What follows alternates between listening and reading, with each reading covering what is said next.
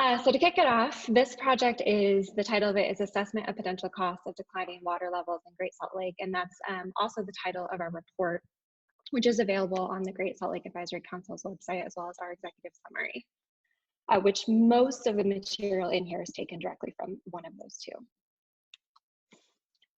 So to start off with a couple of acknowledgements, obviously Division of Forestry, Fire, and State Lands funded this, and it's really the extension of a lot of great work the Great Salt Lake Advisory Council has been doing over the years, which I'm sure most of you are familiar with, but even with the last presentation we just had, there's a lot of obvious ways where a lot of this work can be paired together to build upon each other, and that's very much what we did with this study, is build upon previous work. We also had a sub-consultant on this project with Martin and Nicholson Environmental Consultants, who provided local expertise and some of the ecological stuff that us economists aren't so great at understanding sometimes, so big shout out to them. So our specific research question was, what are the potential costs of future water declines at Great Salt Lake?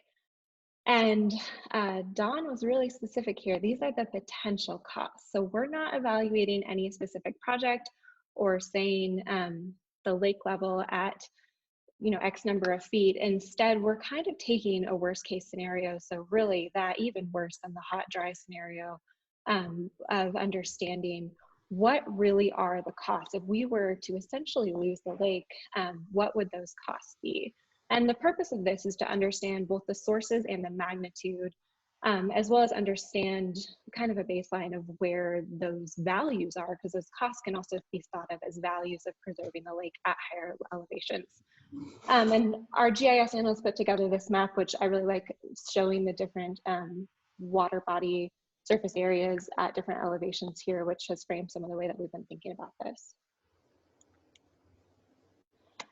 So I spared you guys here and didn't put, I thought about putting a supply and demand chart, but I didn't do that here. But really that's what we did for this project, is took a pretty Econ 101 approach of understanding the intersection of the supply of water and the demand of water to understand how that yields economic value.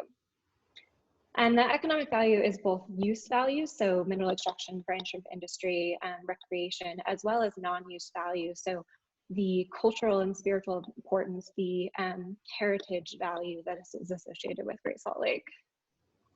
And now, because we are in this potential cost world, it's obviously not something that's going to happen tomorrow.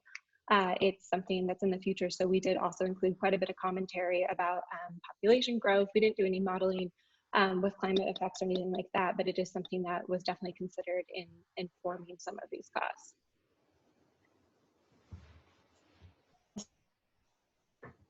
Distributional, because with a lot of these economic studies, you kind of have this, in our case, this potential cost analysis, but even if it's a benefit cost analysis, and often what you get from that is just these raw numbers of what these effects might be, but hidden behind those numbers is who those effects are actually going to happen to. And so that's something we try to be really cognizant of and explain as much as possible, because some of the effects are really broad, like air quality and health effects associated there. But some of them are really specific, like the brine shrimp industry and the mineral extraction industry, although they have ripple effects that could have broad economic impacts. So that is the last piece for consideration for our general approach here.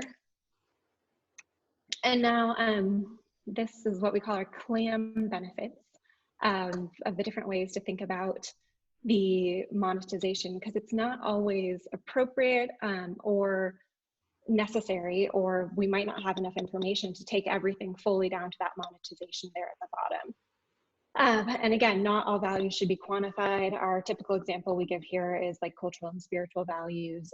It's generally not appropriate to monetize those. Also for this report, the migratory birds and the value of different species populations, we didn't have sufficient information because the climate is so unique there. There's studies that have been done in other locations that we reference in our report, but because Great Salt Lake is such a unique ecosystem, it wasn't always appropriate to transfer values from other locations. So we have a couple opportunities for future research that I'll point out as we go through these. So this is also, of course, from the report. We have this in a couple places, and it's one of the most helpful ways for me when we started this report was just to understand what's actually going to happen and what are these different pathways that these costs could be created. So you'll see we have 7 initial effects up at the top in gray. And then from those, a couple of them have intermediate effects that aren't necessarily costs themselves, but lead to those resulting costs in red at the bottom. And so we don't have quite enough time today to walk through each of these in detail, and I'll have to go a little bit quickly through them. It might feel like I'm jumping around a lot, but the full report does touch on all of these things.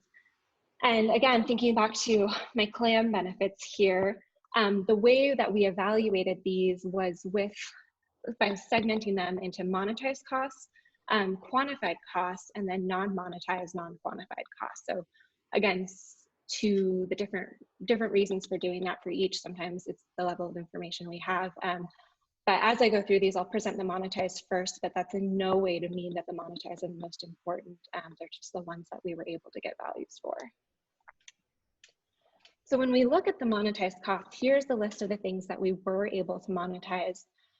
And it includes the mineral extraction industry, the brine shrimp industry, mitigation costs, so the cost of not really lost value, but the new costs that would be incurred to perhaps minimize other costs. We'll get into that a little bit later. The recreational costs for both the recreation that's happening at the lake as well as the value that people have, not just their spending, but the value they get from that recreation, as well as the ski resorts, which from both the lake effect and the albedo effect for the ski resorts there, and health costs as well. So we'll go through each of these, but you'll see the largest one is for the mineral extraction industry, which this is a bit complicated for the mineral extraction industry, a little bit more so than some of the other ones we have, because there's not a clear point when these costs would be incurred. And again, we tried not to relate things back to lake elevation, but at a certain point, things like this, it's important for the discussion.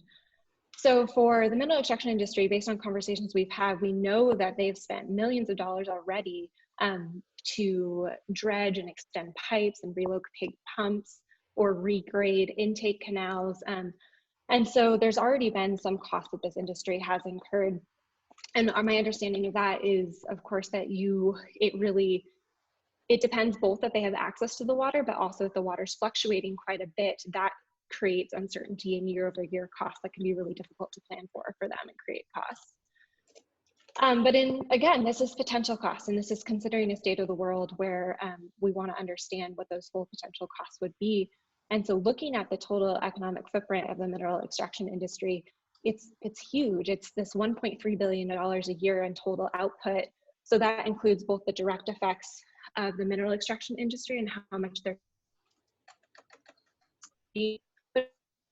buying things from suppliers, and those suppliers buy things from other suppliers, and they employ people. And the mineral extraction industry's employees go out and they spend money in a non-quarantine world, at the grocery store and at the doctor and in the various places. So that 1.3 billion is really all of that economic footprint, as we like to call it, in total output, which includes over 5,000 jobs. So next here, with the brine shrimp industry. And we put the salinity chart because the brine shrimp industry is really a story of salinity, as I'm sure many of you are familiar with. So the ideal salinity for brine shrimp reproduction is between 12 and 16%. And once you get higher than 16, once you get to those higher salinity levels, a little bit above 16, that's when salinity is really impacted, so that reproduction becomes very difficult or doesn't occur. And again, talk to Dawn if you want more information on that, probably not me. But you'll see in the north arm here, we've already got these really high salinities up there. And in the south arm, even where we're at right now, there are places, of course it varies how close you are to the freshwater inlets, et cetera, different places on the lake, but we're already up in that high salinity range. And so it wouldn't take a whole lot more to get down to where you could lose the entire brine shrimp industry, because again, the birds and other species rely on the brine shrimp as well. It's not just the industry.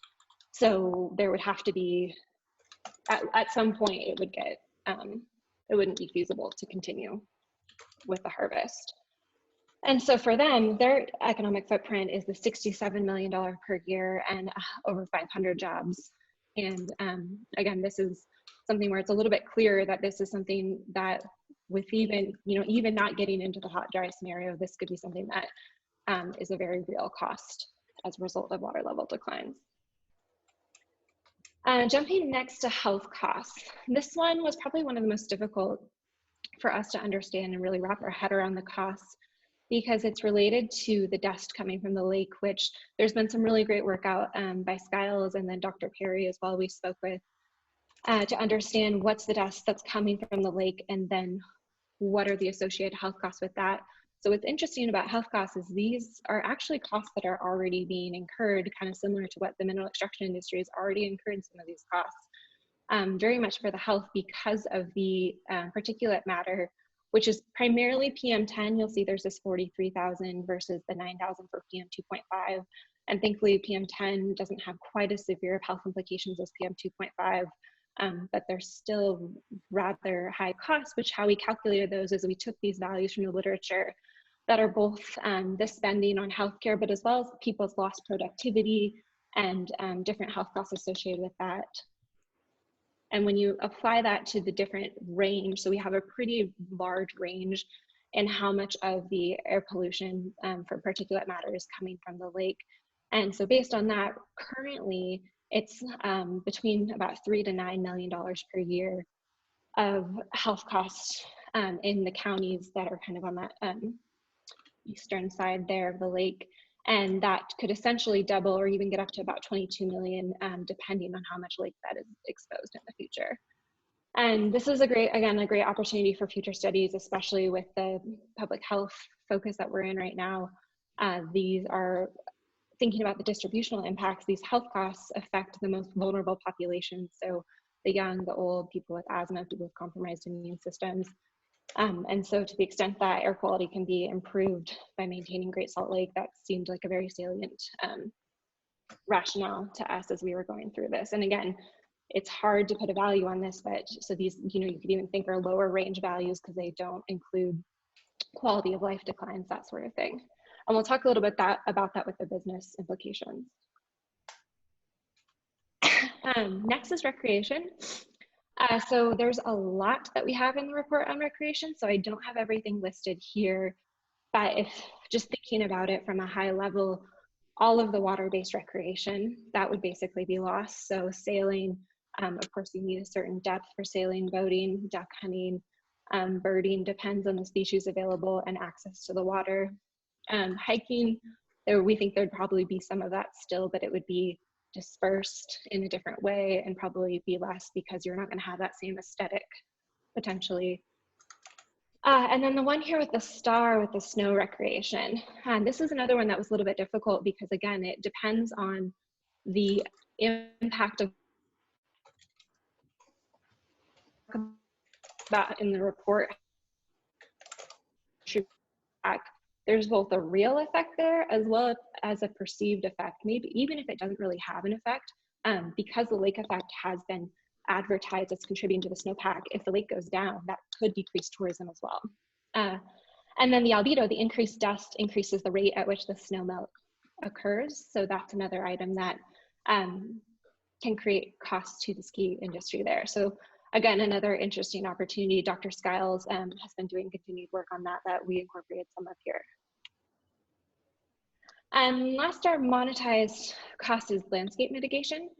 And so these are really interesting because we can look at examples from elsewhere. So Owens Lake and Salton Sea in California were the two that we used to understand what the mitigation cost requirements are there. And these are costs based on violations of Clean Air Act or trying to avoid violations of Clean Air Act. And so the other thing that's not included in this hundreds of millions of dollars in potential costs to mitigate the dust or other habitat and landscape mitigation is the fact that it would be something that occurs from a regulatory standpoint top down, where you all don't have a lot of control over how that mitigation occurs. Instead, with proactive planning, even if the costs are just a little bit lower, the fact that you would have that flexibility can also often result in much lower costs for these sort of things. So again, landscape mitigation might be something that reduces, health costs or other costs from dust elsewhere, but it comes at a very high price tag. For our quantified costs, these are the impacts to bird populations that I alluded to before. We did find some studies from elsewhere, but again, didn't feel that given the migratory nature and just how many people would be affected by species level decline, or if there was a rampant illness to go through herd or flock populations, that could be really severe. And then invasive species, Phragmites, that is for invasive species specifically, that one was difficult because with changes in the water level, you'll have increases in Phragmites in some areas and probably decreases in other places where the water isn't sufficient to sustain them. Although I'm sure, as you all know, they're fairly resilient. So we have the cost per acre here, but we're not sure exactly how it'll change. For property value reductions, this is another study that would be pretty interesting to do specific for Great Salt Lake, but other studies from elsewhere indicate that the dust of particulate matter, a 10% increase in that can reduce property values by about 1.1%. So depending on how your house is impacted, reduce tax rates again there if it's associated with property values. And then last one here for quantified is the water management costs and impacts to water rates. And so this is related to uncertainty and also changes in snowpack, where since that's free water storage that y'all are getting from the snowpack, losing that has costs in terms of water storage, as well as disruption of the water right system that you have, and people who are relying on that who could be impacted. For our non-quantified costs, this includes increased costs for agriculture and airport operations, both of which are from dust events as well, because of the reduced productivity for crops and then the airport operation disruptions that we have documented in the report. The increased wildlife management costs refers to things like needing to put up fences because now you have land bridges, and so the nesting birds can now be subject to predation, that sort of thing. And then these last two are ones that, kind of like I said in the beginning, just because these aren't monetized doesn't mean they're not really important. And this is related to the quality of life effects for both people living there and your rates of in-migration and out-migration, as well as your ability to attract businesses that are going to bring those jobs and increase the quality of life, your tax base, that sort of thing. There's definitely evidence that places with degraded natural resources or air and water degradation, they do experience lower rates of business attraction. And the contrary, of course, is also true. And then also just the loss of cultural and spiritual values. So Great Salt Lake is obviously the namesake of your capital city.